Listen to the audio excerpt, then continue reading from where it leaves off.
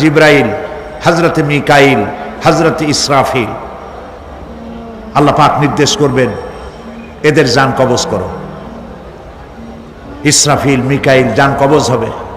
হযরতে জিব্রাইল আমিন শাদীদুল কুওয়া, প্রচন্ড ক্ষমতা আল্লাহ তাকে দান করেছেন। সুবহানাল্লাহ বলেন। দুনিয়ার সব নবীদের কাছে বাণী বহন করে নিয়ে আসছেন পূর্ণ অথেন্টিসিটির সাথে। সুবহানাল্লাহ। আল্লাহ পাক যাকে বলেছেন রূহুল আমিন, নবী করিম সাল্লাল্লাহু আলাইহি সাল্লামের মেরাজের রাত্রে যে কথা বলা হয়েছে, ওয়ালাকাদ রাহু বিল উফুকিল মুবিন, পশ্চিম দিক বলয় তিনি যা দেখতে পেয়েছিলেন, তাফসীর বলছে হযরতে জিব্রাইলের পূর্ণ আকৃতিতে নবী করিম সাল্লাল্লাহু আলাইহি সাল্লাম তাকে দেখতে পেয়েছিলেন। হযরতে জিব্রাইল যখন দুনিয়া আসেন, কোন কোন কিতাবে লেখা হয়েছে 600 ডানা আছে তার, দুই ঝাপটায় আকাশ থেকে জমিনে চলে আসেন। সুবহানাল্লাহ। হযরতে জিব্রাইলকে আল্লাহ পাক বলবেন তাকে মওত দাও, হযরতে জিব্রাইলও বিদায় হয়ে যাবে। আল্লাহ প্রশ্ন করবেন, এখন আর কে বাকি? মান বাকিয়া ইয়া মালাকাল মউত। মালাকুল মউত বলবেন, হে আল্লাহ তাআলা, এখন তোমার সামনে আমি দাঁড়িয়ে আছি, আর কেউ নাই। আল্লাহ পাক বলবেন, মুত ইয়া মালাকাল মউত। আল্লাহু আকবার। মুত ইয়া মালাকুল মউত, মরে যা, মরে যা। মালাকাল মউত মরে চলে যাবে, এরপরে আর কেউ নাই। আল্লাহ রাব্বুল আলামিন এই অবস্থায় কত বছর কত কাল চলে যাবে আল্লাহ পাক ভালো জানেন, কেউ নাই।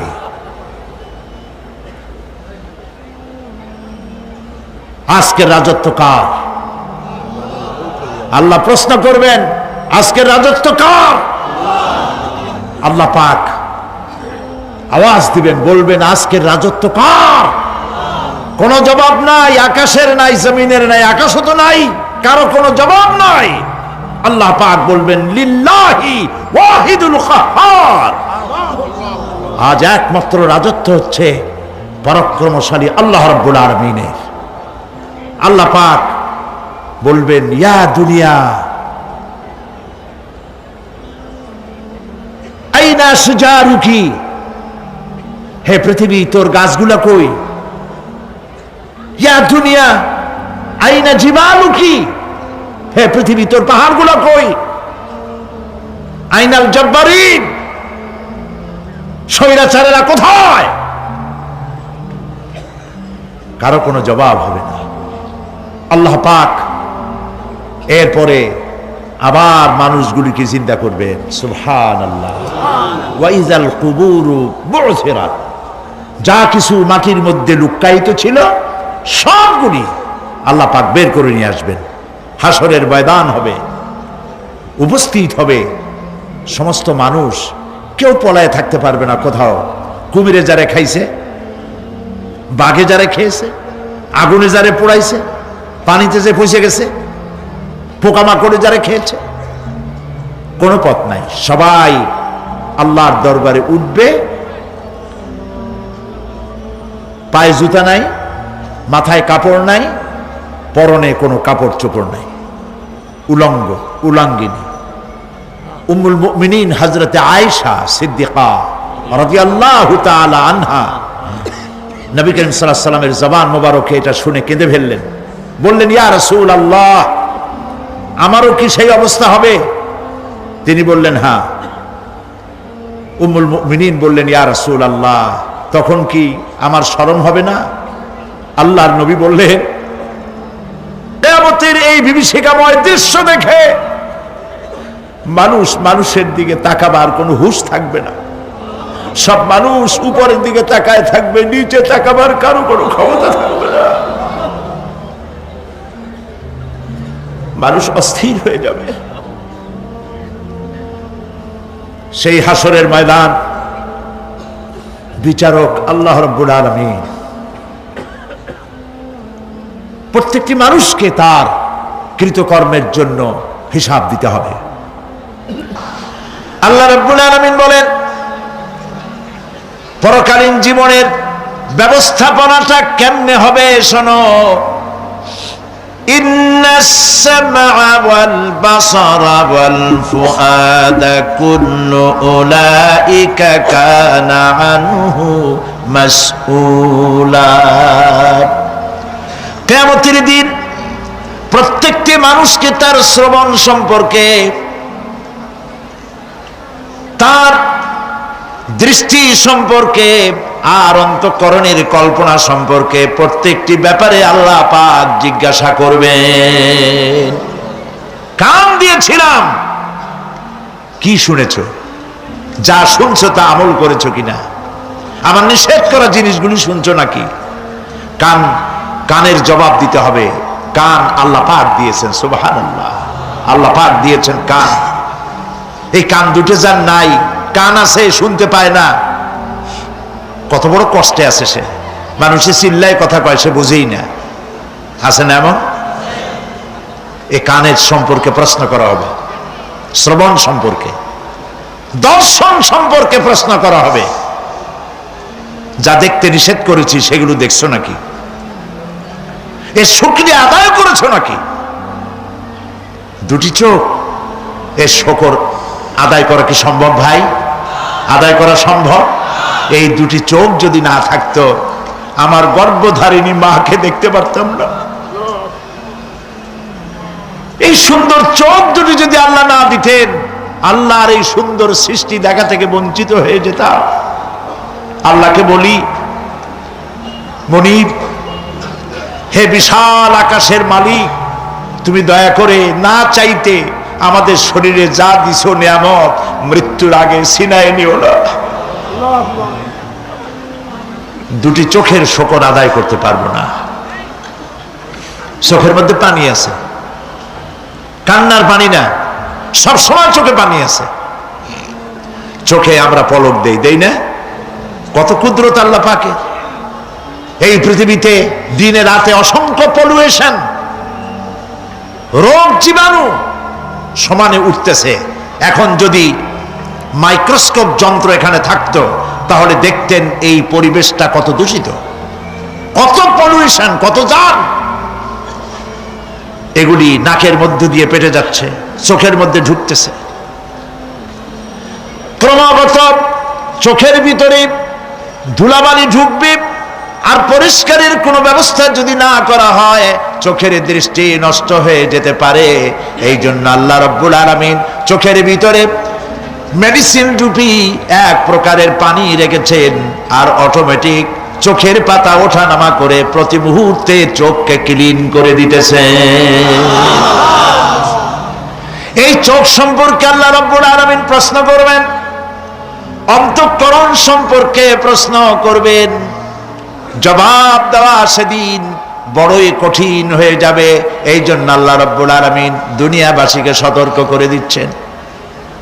তিনি আরো বলছেন, ওয়ালাকাদ খালাকনাল ইনসানা ওয়া না'লামু মা তুওয়াসবিসু। ইহুদি যেমন ধর্মের নাম, গতানুগতিকভাবে ইসলাম তেমন কোন ধর্মের নাম নয়। ইসলাম হচ্ছে একটি পূর্ণাঙ্গ জীবন ব্যবস্থা। ইসলামের রয়েছে নিজস্ব ইতিহাস, রয়েছে নিজস্ব ঐতিহ্য, তাহজিব, তামাদ্দুন, সংস্কৃতি। এক কথায় ইসলাম এক কালজয়ী মহান আদর্শের নাম। সুবহানাল্লাহ বলেন। আমাদের দুনিয়ায় কোনো শত্রু থাকার কথা ছিল না। লক্ষ্য করুন, খুব বেশি লক্ষ্য করে কথা শুনবেন, তাহলে বুঝতে সুবিধা হবে। আলহামদুলিল্লাহ বলেন। আমাদের পৃথিবীতে কোনো শত্রু থাকতো না যদি আমরা শুধু মসজিদ নিয়ে পড়ে থাকতাম, যদি আমরা শুধু জিকির আজগার করতে থাকতাম, যদি আমরা শুধু জসনা জলুস আর গিয়ারা শরীফের মধ্যে নিজেদেরকে লিপ্ত করে রাখতাম, আমাদের কোনো শত্রু থাকতো না। আমাদের শত্রু হলো কেন? শত্রু হয়েছে এই জন্য আমরা সাংস্কৃতিক অঙ্গনে ভাগ বসাইছি, আমরা রাজনীতির কলিজার মধ্যে হাত ঢুকিয়ে দিয়েছি, আমরা অর্থনীতি সমাজনীতির মধ্যে ঢুকে পড়েছি। আর এটা আন্দাজে ঢুকি নাই, আল্লাহ ঢুকাইছে, সুবহানাল্লাহ। তাই ওরা আমাদের শত্রু। কারা শত্রু? মাওলানা আবুল কাসেম সিফাতুল্লাহ সাহেব তার বক্তব্যের মধ্যে কিছু কথা আলোচনা করেছেন। শত্রু কারা আপনারা নিশ্চয়ই চিনে ফেলেছেন, ইতিমধ্যেই চিনেছেন না? আল্লাহ পাক বলছেন, ওয়ালান তারদা আনকাল ইয়াহুদা ওয়ালান নাসারা হাত্তা তাত্তাবিয়া মিল্লাতাহুম। ইহুদি আর খ্রিস্টানেরা কোনদিন তোমাদের উপরে খুশি হবে না। ওয়ালান, আলেমরা বুঝবেন লান কারে কয়। ওয়ালান, কখনোই ইহুদি খ্রিস্টানেরা তোমাদের উপরে খুশি হবে না যতক্ষণ পর্যন্ত তোমরা ইহুদি আর খ্রিস্টান না হয়ে যাচ্ছ। আমাদের মেয়েরা যদি ওদের মতো নগ্ন হয়ে কাপড় চোপড় ছেড়ে দিয়ে বিকিনি পরে যদি তারা সি বিচে দৌড়াদৌড়ি করতে পারত, আমাদের মেয়েরা যদি ওদের মতো বব কাটিং চুল রেখে বেহায়া আর অশ্লীল হতে পারত, আমাদের পুরুষেরা যদি সব মাইকেল জ্যাকসনের মতো লারেলাপ্পা দিতে পারত, আমাদের জওয়ানেরা তরুণেরা শিক্ষাঙ্গনগুলি সব যদি বড় বড় কনসার্টে পরিণত হয়ে যেত, ঢোলের বাড়ির চোটে বাড়ির চাল উড়ে যাবে, এই অবস্থা যদি হতো, ইহুদিরাও নারাজ হইতো না, খ্রিস্টানেরাও নারাজ হইতো না। সব বলতো ইসলাম এরা হচ্ছে মডারেট, মোস্ট মডার্ন। এইরকম ইসলামই তো চাই, যে ইসলামে গান আছে, বাজনা আছে, যে ইসলামে মিউজিক আছে, যে ইসলামে ফ্রি মিক্সিং আছে, ওইরকম একটা ইসলাম তারা আশা করে। কিন্তু সূর্য পশ্চিম দিক থেকে উদিত হতে পারে, মুসলমানেরা কোনোদিন খ্রিস্টান আর ইহুদিদের এই আশা পূরণ হতে দেবে না। প্রিয় ভাই সব, যুগ যুগ ধরে ইসলামকে ধ্বংস করার জন্য দুশমনেরা প্রাণ চেষ্টা করেছে, কখনো লাঠি দিয়ে, কখনো তীর আর তরবারি দিয়ে, কখনো কামান আর বন্দুক দিয়ে, কখনো হাইড্রোজেন বোম অথবা অ্যাটম বোম, পারমাণবিক বিস্ফোরণ দিয়ে মুসলমানদেরকে শেষ করতে চেয়েছে। মুসলমান কি শেষ হয়ে গেছে? সতীজা কর রহা হ্যায় अज़ल से ता इमरोज़, सतीजा कर रहा है अज़ल से ता इमरोज़, चरागे मुस्तफ़ा भी से शरारे बुलहबी। সেই আবহমান কাল থেকে তারা চেয়েছে ইসলামকে দুনিয়া থেকে মিটাই দিতে। আবু জাহেল, আবু লাহাবরা চেয়েছে ফু দিয়ে দ্বীনের নূরকে, ইসলামকে বিদায় করে দিতে, কিন্তু কেউ পারে নাই, ভবিষ্যতেও পারবে না। আদর্শ দিয়ে আদর্শের মোকাবেলা করতে চেয়েছে, ইসলাম কালজয়ী আদর্শ মোকাবেলা করতে চেয়েছে সমাজতন্ত্র দিয়ে, করতে চেয়েছে পুঁজিবাদ দিয়ে, করতে চেয়েছে ধর্মনিরপেক্ষ মতবাদ দিয়ে, করতে চেয়েছে নাস্তিক্যবাদ দিয়ে। কোনো বাদ দিয়েই ইসলামকে ঠেকানো সম্ভবপর হয় নাই। অতঃপর সমাজতন্ত্র আর কমিউনিজমের যখন পরাজয় ঘটল বিশ্বব্যাপী, তখন পৃথিবীর মানুষের গন্তব্য ছিল কেবলমাত্র ইসলাম, আর কোনো পথ ছিল না। ইসলাম ছাড়া আর তাদের কোনো গন্তব্য ছিল না। সেই ইসলামের দিকে যাতে না আসতে পারে পৃথিবীর নির্যাতিত মানবতা, সেজন্য মুসলমানদের চিরদুশ্মন ইহুদি আর খ্রিস্টানেরা সম্মিলিতভাবে তারা কামান, বন্দুক, অ্যাটম বোমার চাইতেও মারাত্মক এক অস্ত্র তারা তৈরি করল। সেই অস্ত্রের নাম বলবো কি? কয়েকজনে বুঝেই ফেলেছে। সে অস্ত্রের নাম মিডিয়া। সে অস্ত্রের নাম, তাদের প্রচেষ্টায় গড়ে উঠল বিশ্বব্যাপী গুরুত্বপূর্ণ দুটো গণমাধ্যম। একটি হলো গ্লোবাল প্রিন্টিং মিডিয়া, আরেকটি হচ্ছে গ্লোবাল ইলেকট্রনিক মিডিয়া, বিশ্ববিখ্যাত সংবাদ সংস্থা রয়টার, এপি, এনা, এপি, সিনহুয়া, তাস, পিটিআই, ইউপিআই, যতগুলি নাম বললাম পৃথিবীর নাম করা সংবাদ সংস্থা, এর একটাও মুসলমানদের হাতে নাই। 80-র দশকে ইসলামিক নিউজ এজেন্সি নামে একটা নিউজ এজেন্সি তৈরি হয়েছিল জেদ্দায়, মুসলমানদের পক্ষে কথা বলার জন্য। মাশাআল্লাহ, কয়েক বছর যাইতে না যাইতেই ইসলামিক নিউজ এজেন্সি অফাত পাইল, তার কুলখানি আর চল্লিশা সব শেষ হয়ে গেল। এখন বিশ্বের তাবৎ গণমাধ্যম ইহুদিরা কন্ট্রোল করছে। আর ইহুদিদের সম্পর্কে আল্লাহ পাক তো আমাদেরকে চিনায় দিয়েছেন, কে তোমার বন্ধু, কে তোমার শত্রু। ওয়ালা তাজিদান্না আশাদ্দান নাসি আদাওয়াতান লিল্লাযিনা আমানুল ইয়াহুদা ওয়াল্লাযিনা আশরাকু। আল্লাহ পাক বলছেন, হে নবী, হে নবী, গোটা পৃথিবীর বুকে মোমেনদের জন্য মানব গোষ্ঠীর ভেতরে দুটি সম্প্রদায়ের মতো জঘন্য মারাত্মক দুশ্মন আপনি আর পাবেন না। কে বলছেন? তার একটা হলো ইহুদি আর একটা হলো মুশরিক। এই ইহুদি আর মুশরিক তারা মিডিয়াকে হাতে নিল, তিলকে তান বানাইলো। মিডিয়ার কাজই হচ্ছে তিলকে তাল বানানো আর তালকে অদৃশ্য করে দেওয়া। কথা বুঝতে পেরেছেন? এটাই হলো তাদের কাজ। এই মিডিয়ার মাধ্যমে বিশ্বের কোথাও কোনো বিস্ফোরণ হলে বলা হয় এটা করেছে কারা? বলেন, কারা করেছে? মুসলমান। এ ছিল প্রিন্টিং মিডিয়া। এর থেকেও মারাত্মক হচ্ছে ইলেকট্রনিক মিডিয়া, আরো মারাত্মক। সেটি হচ্ছে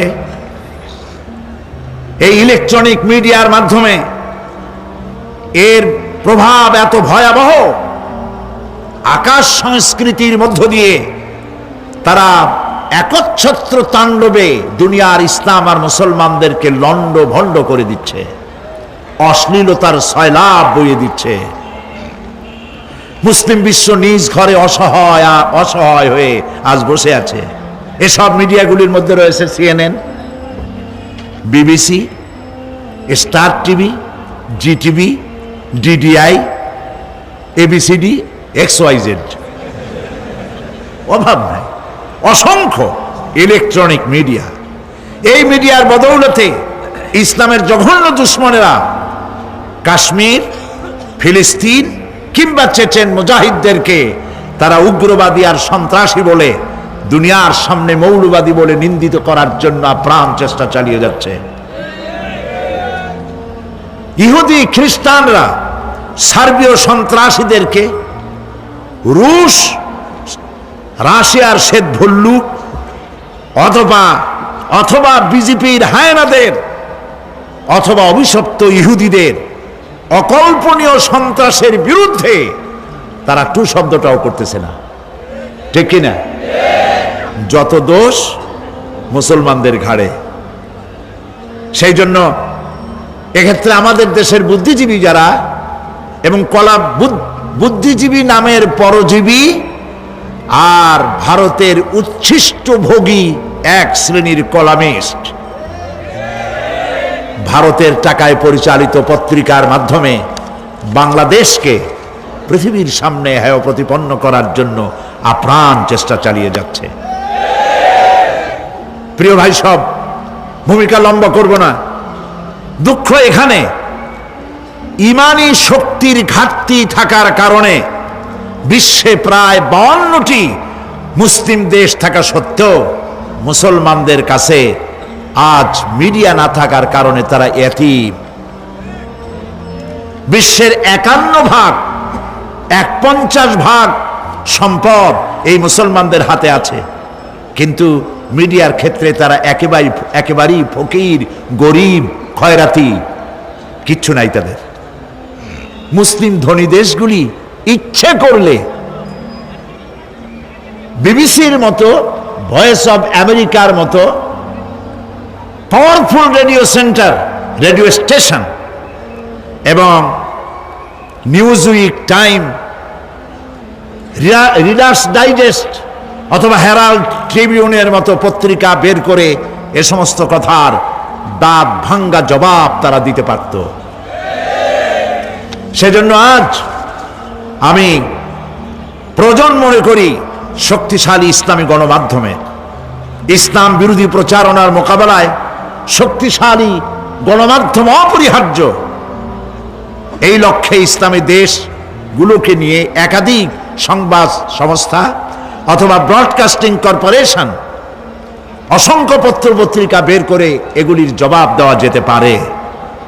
মুসলমানেরা যদি এ পথে এগিয়ে না আসে তাহলে এই বদনামের শিকার হতে হতে তাদেরকে একদিন শেষ হয়ে যেতে হবে। প্রিয় ভাই সব, আমি আজ জওয়ানদের যারা যুবক সাংবাদিকতার মহান পেশায় তাদেরকে এগিয়ে আসতে বলছি। আজকে সাংবাদিক যারা একটি মহান পেশায় তারা নিয়োজিত, এই বিশাল মাহফিল প্যারেড ময়দানের ভেতরেই আবদ্ধ হয়ে থাকতো যদি না সাংবাদিক ভাইয়েরা ঠান্ডাকে উপেক্ষা করে তারা রিপোর্ট তৈরি করে পত্রিকায় না দিতেন। পত্রিকায় দেয় বলেই গোটা চিটাগং জানে, বাংলাদেশ জানে, বাংলাদেশের বাইরে জানে। তবে এটা আমি জানি এবং বিশ্বাস করি সব পত্রিকা এটা দেবে না, কারণ তাদের কলিজা জ্বলে। আল্লাহর রহমতে যেসব পত্রিকা এগিয়ে আসছে আমরা দোয়া করব আল্লাহ পাক এসব পত্রিকাগুলির কাটতি সার্কুলেশন সংখ্যা এবং মানুষের মহব্বত এইসব পত্রিকার প্রতি আল্লাহ বাড়ায় দিন, কোরআনের কারণেই বাড়িয়ে দিন। সুতরাং দেশের স্বাধীনতা, সার্বভৌমত্ব, অখণ্ডত্ব, সর্বোপরি জাতিসত্তাকে টিকিয়ে রাখার লক্ষ্যে মুসলিম যুবকদের সাংবাদিকতার মহান পেশায় এগিয়ে আসা উচিত বলে আমি মনে করি। যদি তা না করা হয় তাহলে মানবতার বিরুদ্ধে অস্ত্রই শুধু সন্ত্রাসের হাতিয়ার হবে না, বরং তথ্য সন্ত্রাসও পারমাণবিক অস্ত্রের চাইতে ভয়ঙ্কর রূপ ধারণ করে ইসলাম এবং মুসলমানদেরকে ধ্বংসের পথে এগিয়ে নিয়ে যাবে। আল্লাহ সেই অবস্থা থেকে আমাদেরকে রক্ষা করুন, আমরা বলি আমিন। প্রিয় ভাই সব, কোরআন শুনতে এসেছি আর কোরআন আমি শোনাবো বেমাশিয়াতিল্লাহ তাআলা বিইজনিল্লাহ বেফদলিল্লাহ।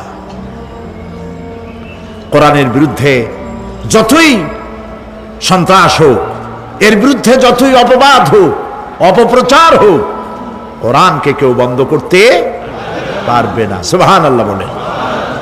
আসেন শয়তানের ওয়াসওয়াসা থেকে আল্লাহর শুরু করছি। কোন সূরা আলোচনা করতেছিলাম? সূরা আন-নাবা। গতকাল যেখান থেকে শেষ করেছি ওখান থেকে শুরু করছি। ইন্না ইয়াওমাল ফাসলি কানা মিকাতান ইয়াওমা ইউনফাখু ফিস-সূর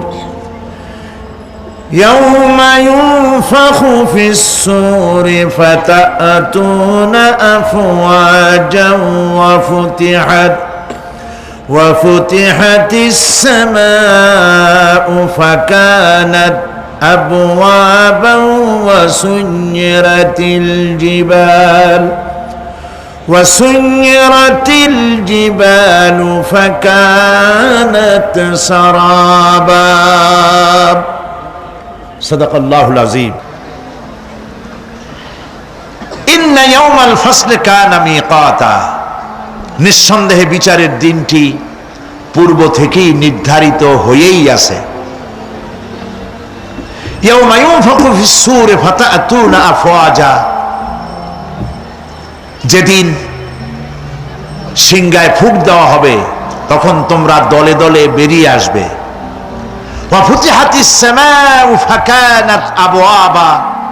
আর আকাশ সমূহ খুলে দেওয়া হবে, তখন তা শুধু দরজা আর দরজা হয়ে যাবে।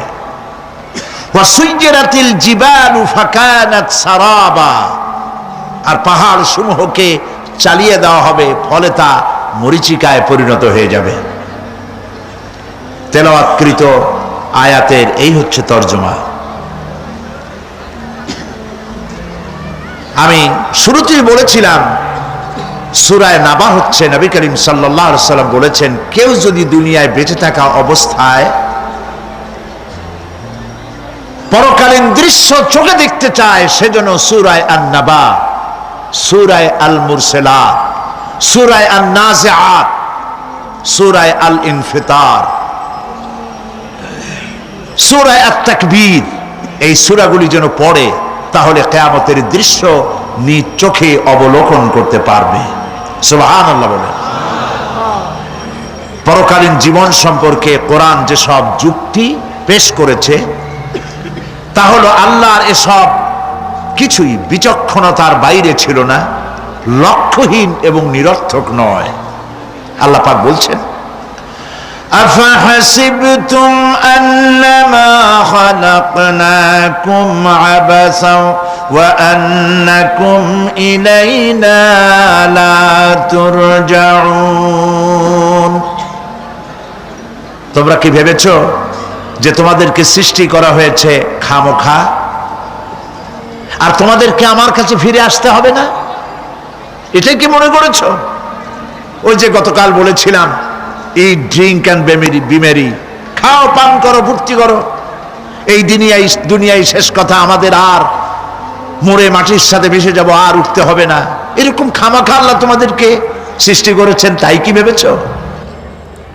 আল্লাহ রাব্বুল আলামিন কোরআনে কারীমের অন্যত্র বলেন, আয়াহসাবুল ইনসানু আইয়ুতরাকা সুদা। মানুষ কি ভেবেছে যে তাদেরকে নিরর্থক আমি সৃষ্টি করেছি? মোটেই না। ওয়ামা খালাকনাস সামাওয়াতি ওয়াল আরদা ওয়ামা বাইনাহুমা লাইবিন।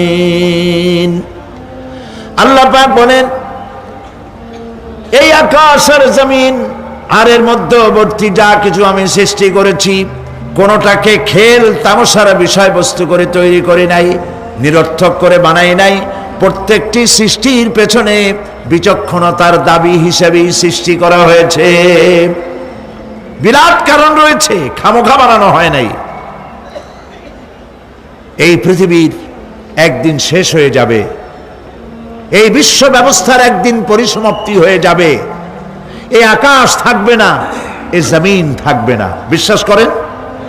আর যারা জবাব দিলেন না, বিশ্বাস করেন? এই আকাশ, এ জমিন, এ মানব গোষ্ঠী কিছুই থাকবে না, একদিন সব শেষ হয়ে যাবে। বিশ্ব ব্যবস্থার পরিসমাপ্তি কিভাবে ঘটবে? কোরআনে কারিমে আল্লাহ রাব্বুল আলামিন পরিষ্কার করে বলে দিচ্ছেন, লক্ষ্য করো কেমনে এই পৃথিবীকে ধ্বংস করা হবে। আল্লাহ পাক কোন জিনিসকে গোপন রাখেন নাই, ওপেন সিক্রেট, সবগুলিকে খুলে খুলে আল্লাহ বয়ান করে দিয়েছেন। এই পৃথিবী আল্লাহ রাব্বুল আলামিন কেমনে ধ্বংস করবেন, কেমনে কিয়ামত হবে, বিশ্ব ব্যবস্থার পরিসমাপ্তি কেমনে হবে, আল্লাহ পাক কোরআনে কারিমে বলেন, ইযাস সামাউ ফাতারাত ওয়া ইযাল কাওয়াকিবু তাসারাত ওয়া ইযাল বিহারু ফুজ্জিরাত ওয়া ইযাল কুবুরু বুসিরাত। ইযাস সামাউ ফাতারাত, আকাশসমূহ বিদীর্ণ হয়ে যাবে, বিদীর্ণ হয়ে যাবে। কাতাইয়িস সিজিল্লি লিল কুতুব, কিতাবের পৃষ্ঠা যেমন একটার উপরে একটা পড়ে, শুনতেছেন কথা? বইয়ের পাতা যেমন একটার উপরে একটা পড়ে, এভাবে উল্টাতে থাকলে অনুরূপভাবে আকাশ সমূহ একটার পর একটা বইয়ের পাতার মতো পড়ে ভেঙ্গে চুরে চুরমার হয়ে যাবে। সুবহানাল্লাহ। ওয়াইদাল কাওয়াকিবু তাসারাত, সমস্ত তারকাগুলি বিক্ষিপ্ত হয়ে পড়তে থাকবে। তারকা, আপনারা কি মনে করেন নাকি যে তারকাগুলি আতশবাজি যেমন ফুটকে ফুটকে ওঠে, ওই রকম কতগুলি ছিটকে ছিটকে পড়বে, চোখে দেখা যাবে, মাটির সাথে কিছুই পড়বে না, এরকম মনে করেন নাকি? তারকা সম্পর্কে আপনাদের ধারণা কি? বিশাল তারকা, কত তারকা সমুদ্রের বেলাভূমিতে দাঁড়িয়ে বালুকণাগুলি, সমুদ্রের বালুকণাগুলি গোনা যদি সম্ভব হয়, আল্লাহর আকাশে কত তারকা গুণে শেষ করা যাবে না। এ তারকা এতটুক নয়, যতটুক আপনি দেখেন বিশাল তারকা, যে সূর্য পৃথিবীর চাইতে 13 লক্ষ গুণ বড়, এরকম 1.5 থেকে 2 অথবা 3 কোটি সূর্য খাইয়া পেটের মধ্যে হজম করতে পারে এমন হাজার হাজার বিলিয়ন বিলিয়ন তারকা আল্লাহ পাক গ্যালাক্সির মধ্যে পয়দা করে রেখেছেন। এগুলি যখন ছিটকে পড়তে থাকবে পৃথিবীর উপরে, ওয়াইজাল কাওয়াকিবুন তাসারাত, সমস্ত তারকাগুলি বিক্ষিপ্ত হয়ে পড়তে থাকবে। ওয়াইজাল বিহারু ফুজ্জিরাত, সমুদ্রগুলি দীর্ণ বিদীর্ণ হয়ে যাবে, সমুদ্রের পানিগুলি নিঃশেষিত হয়ে যাবে, তলদেশ ফেটে যাবে এবং তলদেশ থেকে অগ্নি উদ্গীরণ হতে থাকবে, সমুদ্রের তলদেশ থেকে। বিশ্বাস করেন? গতকাল আলোচনা করেছি না, এই মাটির মধ্যে আছে না আগুন, পাথর পোড়ায়া আলকাত্রার মতো লাভা বানাই দিতে পারে এমন প্রচন্ড উত্তপ্ত আগুন রয়েছে মাটির ভেতরে। সমুদ্রের পানিসমূহ নিঃশেষিত হয়ে যাবে, দীর্ণ বিদীর্ণ হবে, সেখানে আগুন জ্বলতে থাকবে। কি ভয়াবহ দৃশ্য হবে! আর কবরের মধ্যে যা কিছু আছে কবরগুলি তা উদ্গীরণ করে দেবে। অন্য সূরার মধ্যে আল্লাহ পাক বলছেন, ইযাশ শামসু কুমিরাত ওয়া ইযান নুজুমুন কাদারাত ওয়া ইযাল জিবালু সুজ্জিরাত, যখন সূর্যকে ঢেকে দেওয়া হবে, বিশাল সূর্যটা হারায় যাবে আর তারকাগুলো বিপর্যস্ত হয়ে যাবে, পাহাড়গুলিকে চালিয়ে দেওয়া হবে।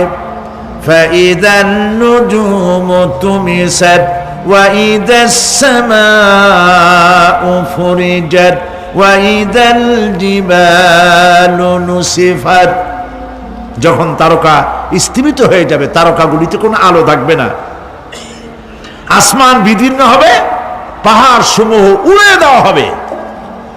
সুবহানাল্লাহ, পাহাড়গুলি উড়ায় দেওয়া হবে।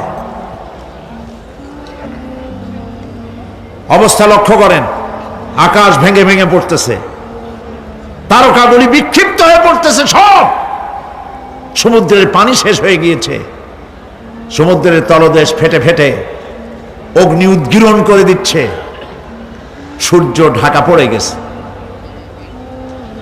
মহান আল্লাহ রাব্বুল আলামিন বলেন, শুধু সূর্য ঢাকা পড়বে না, মানুষেরা দেখতে পাবে ফাইদা বারিকাল বাসারু ওয়া খাসাফাল কমারু ওয়া জুমিআশ শামসু ওয়াল কমার, যখন চক্ষু বিস্ফারিত হবে, মানুষের চোখগুলি ছানা বড় হয়ে যাবে।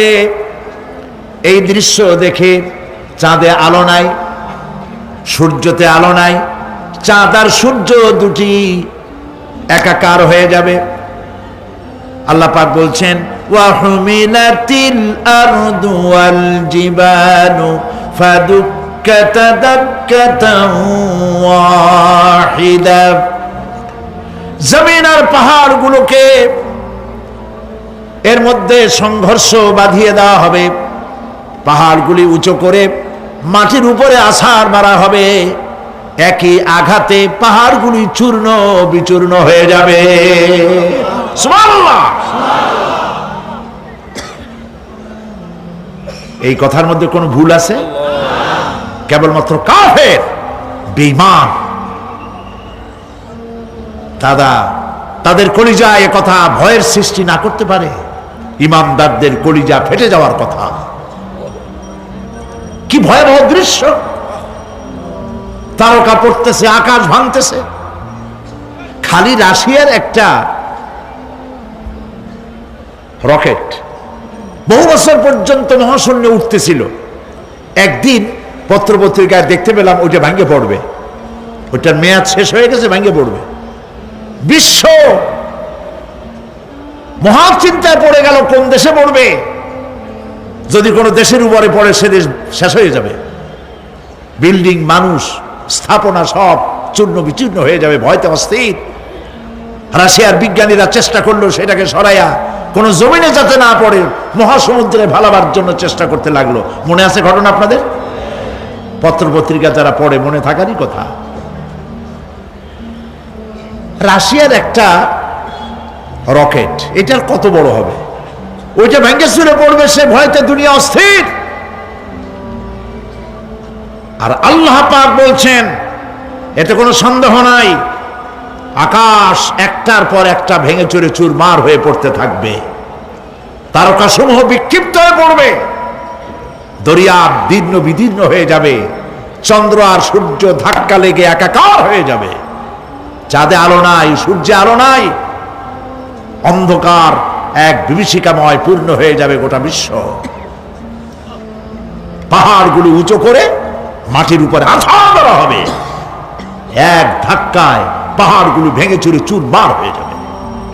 সুবহানাল্লাহ। এই অবস্থা যখন, এই ভয়ঙ্কর পরিস্থিতি যারা লক্ষ্য করবে, আল্লাহ রাব্বুল আলামিন বলেন মানুষেরা ভয় অস্থির হয়ে দৌড়াদৌড়ি আরম্ভ করবে। ইয়াকুলুল ইনসানু ইয়াউমাইদিন আইনাল মাফার।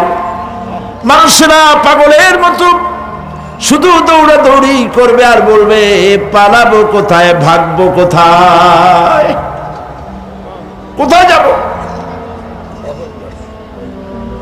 আল্লাহ রাব্বুল আলামিন জবাবে বলেন কাল্লা লা ওয়াজারাইলা রাব্বিকা ইয়াউমাইদিনিল মুস্তাকার। কখনই নয়, ভাগবার জায়গা নাই, পালাবার জায়গা নাই। আল্লাহ রাব্বুল আলামিনের আশ্রয় ছাড়া কোনো আশ্রয় নাই।